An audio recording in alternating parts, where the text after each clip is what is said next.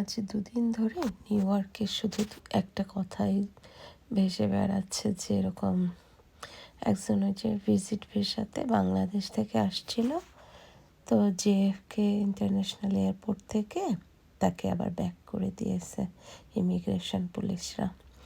তো সত্যি কথা বলতে কি, বাংলাদেশ থেকে যখন ভিজিট ভিসায় আসছে বেচারা, সবই ঠিক ছিল একদম। সে সমস্ত পেপার ওয়ার্ক করছে ঠিকঠাক।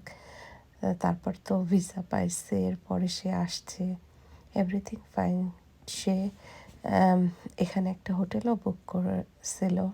সে কিন্তু সব পেপার সাবমিট করতে পারছে ঠিকঠাক, কিন্তু তার সমস্যা বেঁধে গেছে অন্য জায়গায়। সে প্রথমবার আসতেছে এবং তার কাছে লাগেজ ছিল 5টা, কিন্তু লাগেজ অ্যাকচুয়ালি আনা যায় 2টা। আহ, সেখান থেকে সে পে করে আনছে বাকি 3টা। তো এইটা ইমিগ্রেশন পুলিশ তাকে জিজ্ঞাসা করছে যে তুমি এতগুলো লাগেজ কেন ক্যারি করছো। তখন ও বলছে যে আমি আমার ফ্রেন্ডদের, আমার আত্মীয় স্বজন সবার জন্য গিফট আনছি।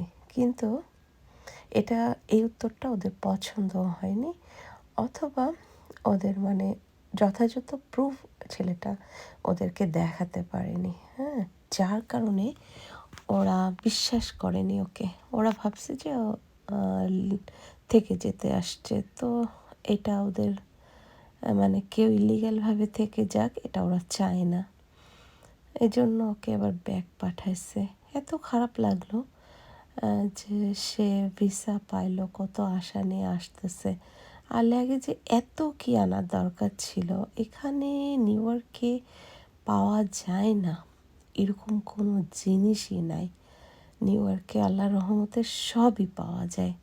তো এইটা জন্য সামান্য একটা ইয়ের জন্য, ভুলের জন্য বাড়িতে চলে যেতে হলো। কেউ আসলে শুনলে ভীষণ ভালো লাগে। সেখানে ছেলেটা এরকম একটা ভুল করলো। কেউ এই ধরনের ভুল করবেন না। ইমিগ্রেশন লয়ার অনেকই আর কি, আ- অনেক সময় তারা প্রুফও চায়। রিটার্ন টিকিট তো মাস্ট বি কাটতে হয়। যে ভিজিট ভিসায় আসে তাকে অবশ্যই রিটার্ন টিকিট শো করতে হয়, তা না হলেই ওরা বুঝে নেয় যে তুমি থাকতে আসতেছ।